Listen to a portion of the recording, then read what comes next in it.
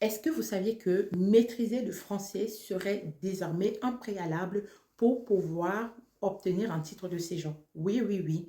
La non-maîtrise du français à l'oral et à l'écrit, vous pourriez vous voir refuser votre titre parce que vous ne remplissez pas les conditions pour la délivrance de ce titre-là. Restez jusqu'à la fin de la vidéo, vous allez comprendre quels sont les changements que la nouvelle loi apporte sur la maîtrise de la langue française et les exigences des niveaux pour du coup se voir octroyer un titre de séjour.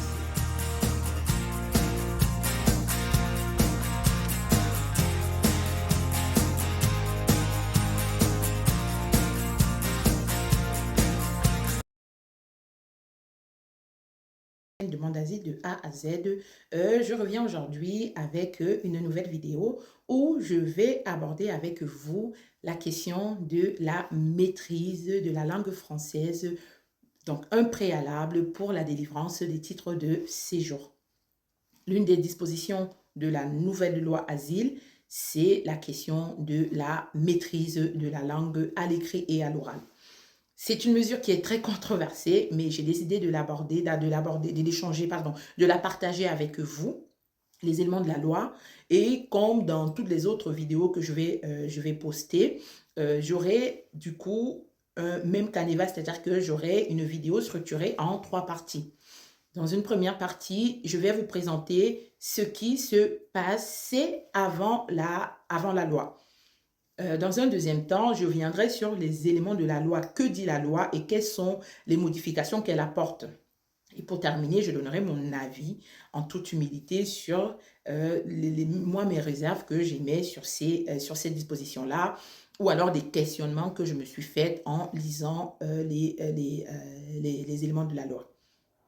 Donc, une des nouveautés de la loi du 26 janvier 2024, c'est l'exigence, c'est-à-dire l'exigence de la maîtrise du français pour l'octroi, pour la délivrance des titres de séjour. Que se passait-il avant cette obligation de maîtrise? Que se passait-il avant? Qu'est-ce qu'il y avait avant pour que le législateur veuille apporter, veuille renforcer, veuille durcir, veuille voilà, apporter des modifications sur ce point-là?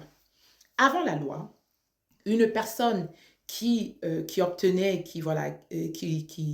un titre de séjour devait signer ce qu'on appelle le CIR.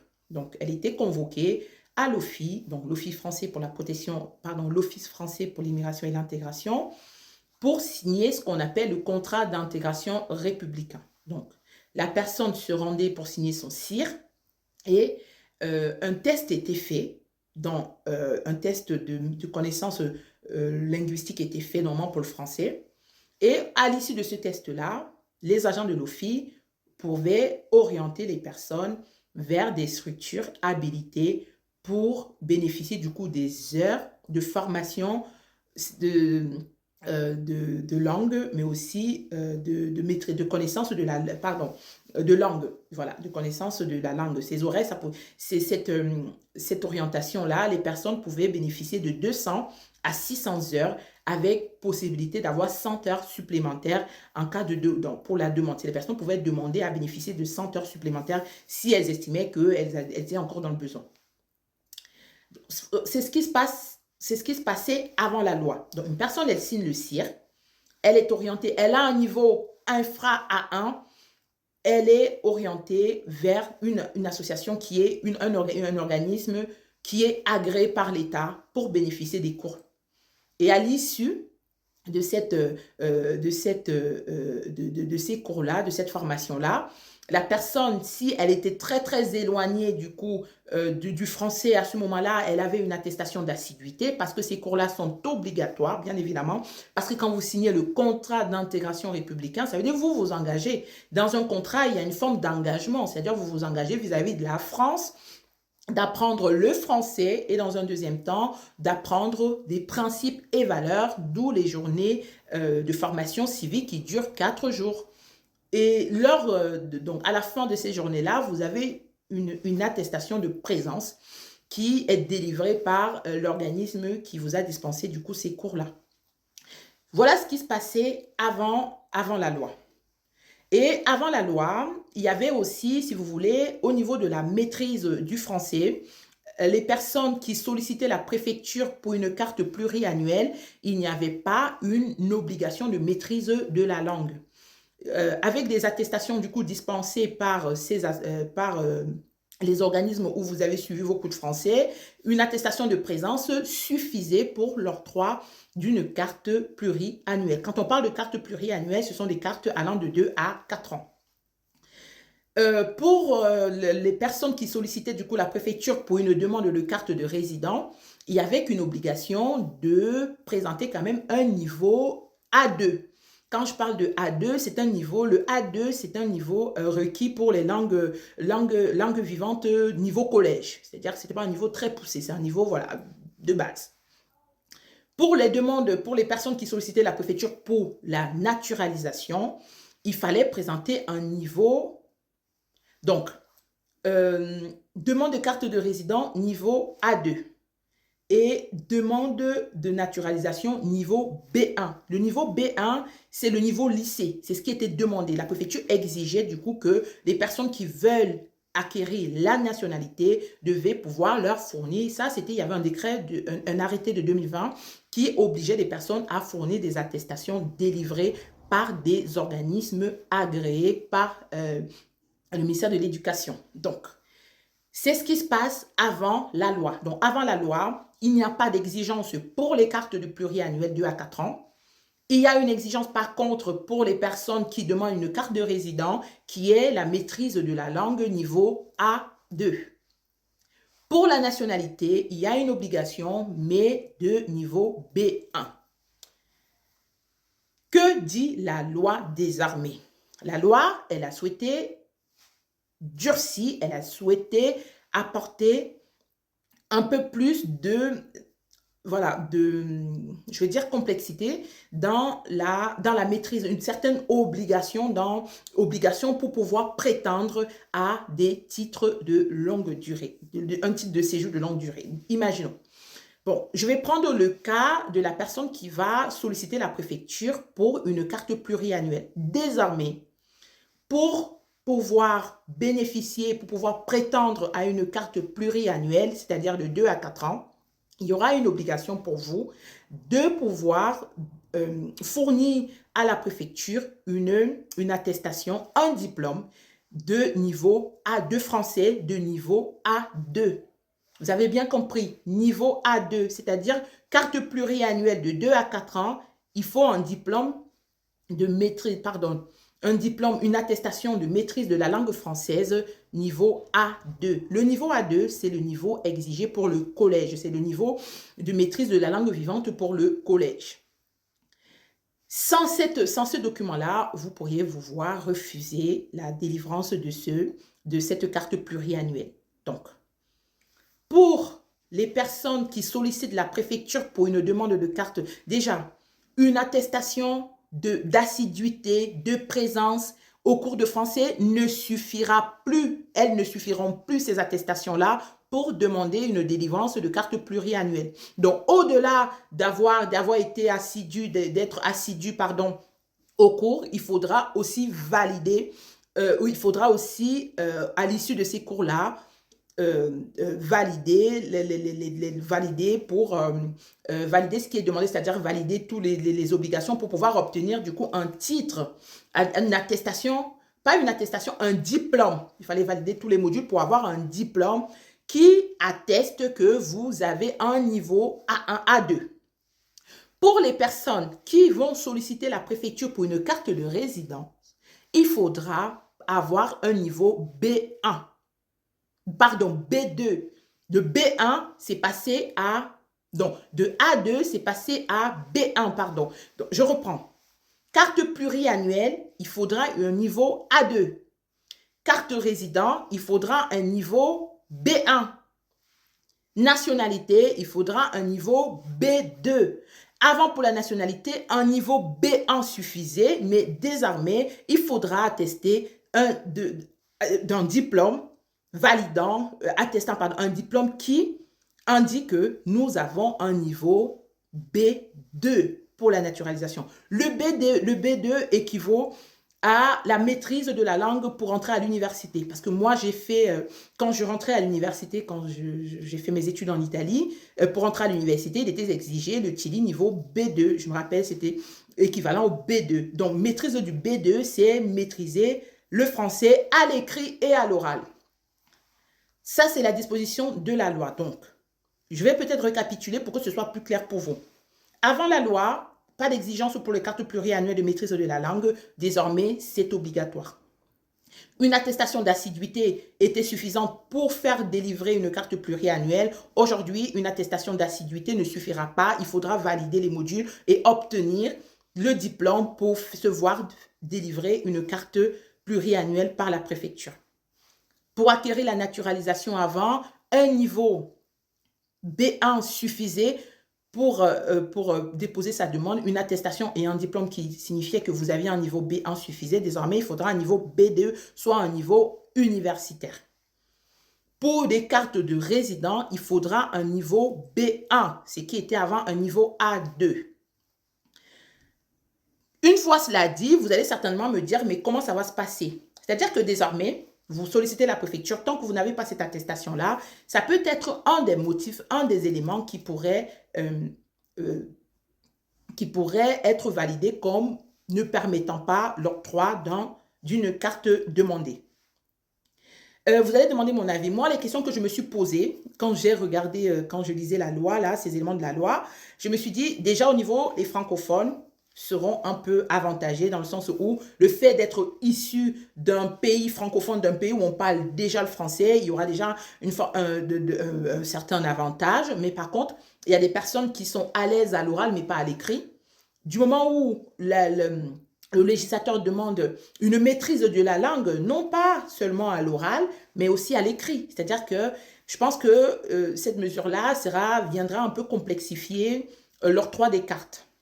Moi, le deuxième point, la deuxième question que je me suis posée en lisant ces éléments de la loi, c'est, je me suis dit, vous savez, quand on a un certain âge, c'est très compliqué l'apprentissage. Hein, pour certains, je suis entourée des personnes qui veulent apprendre le français, mais qui ont du mal. Et je me suis dit, une personne qui a 20 ans, qui apprend la langue, n'est pas dans les mêmes conditions qu'une personne qui est dans la soixantaine. Le fait que le législateur n'ait pas mis des exceptions, le fait que le législateur n'ait pas mis des souplesses pour une catégorie de personnes, notamment les personnes vulnérables, hein, parce que comme moi j'ai vu un rapport de l'UNESCO qui disait que pour pouvoir apprendre à écrire et à parler une langue, il faut à minima 3000 heures. 3000 heures de langue, de cours. 3000 heures pour pouvoir apprendre à écrire et à parler. Or, les cours aujourd'hui proposés, c'est-à-dire qu'aujourd'hui, les formations telles qu'elles sont proposées, ce sont des formations qui vont de 200 à 600 heures. Donc, on est bien en deçà de ce qui est requis pour pouvoir avoir une maîtrise d'une langue. Voilà une réserve que une question que je me suis posée. Aussi, donc, par rapport aux personnes vulnérables et tout, donc, il y a un autre élément de la loi que je vais rapidement aborder. C'est la question du lien aujourd'hui entre l'accompagnement professionnel et la maîtrise de la langue. C'est-à-dire que désormais, pour pouvoir prétendre à un emploi, pour pouvoir être inscrit à Pôle emploi qui est devenu aujourd'hui France Travail, il faudra, donc c'est la loi qui le dit, hein, il faudra être assidu au cours de français.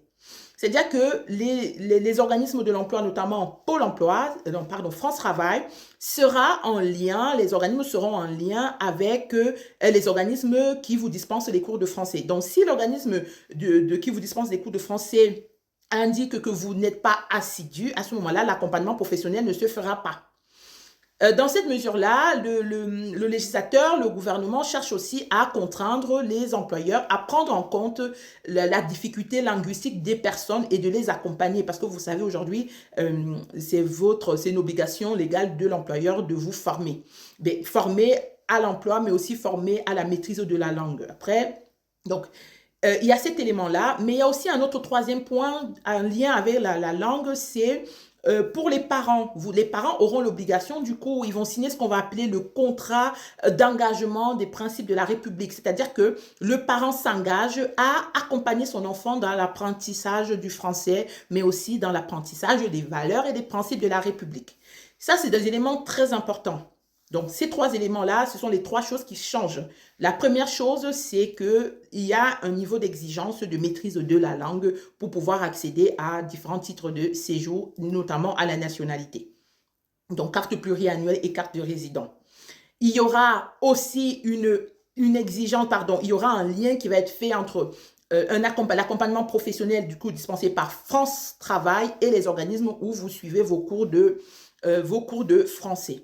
Donc, il y aura une obligation d'assiduité. Donc, en cas de manquement, vous pourriez vous voir radier, par exemple, de France Travail où il n'y aura plus d'accompagnement professionnel parce que le France Travail estimera que pour pouvoir travailler, il va falloir maîtriser le français et sans la maîtrise du français, ça ne sert à rien que vous continuez à être inscrit.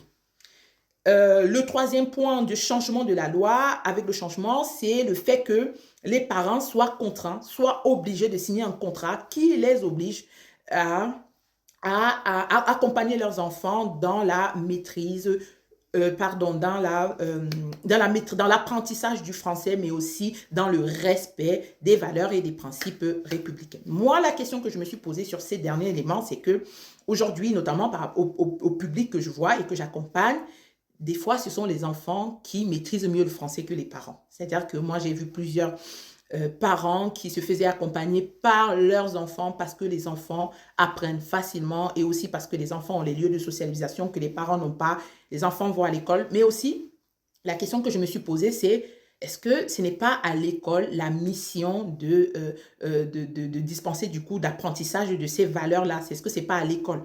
Et aussi, moi, je pense qu'il y a un raccourci qui est fait facilement entre parents démissionnaires et élèves en difficulté, parents démissionnaires. C'est-à-dire que c'est un peu comme si on lance un discrédit sur le rôle sur la parentalité. C'est un peu comme si on dit, vous les étrangers, vous ne, voilà, faites attention parce que si vous n'accompagnez pas votre enfant dans l'apprentissage du français, vous êtes un peu vu du fait, il y a des gros yeux qui pèsent sur vous.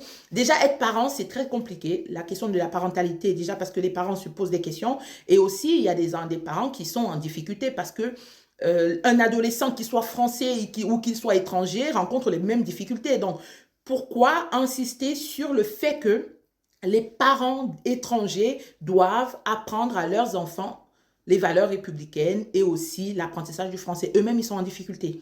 Et puis, un enfant, un adolescent, qui soit français ou étranger, rencontre certainement les mêmes problèmes, c'est-à-dire que ça va être la rébellion, ça va être les difficultés, voilà, les difficultés comportementaux en lien avec le respect de l'autorité, des règles.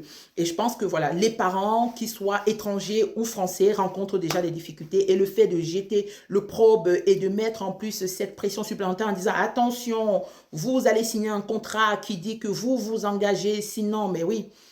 Vraiment, ça, ce sont les réserves, ça, ce sont les questions que je me suis faites en me disant ouais, la loi, elle va apporter des changements, elle apporte des changements.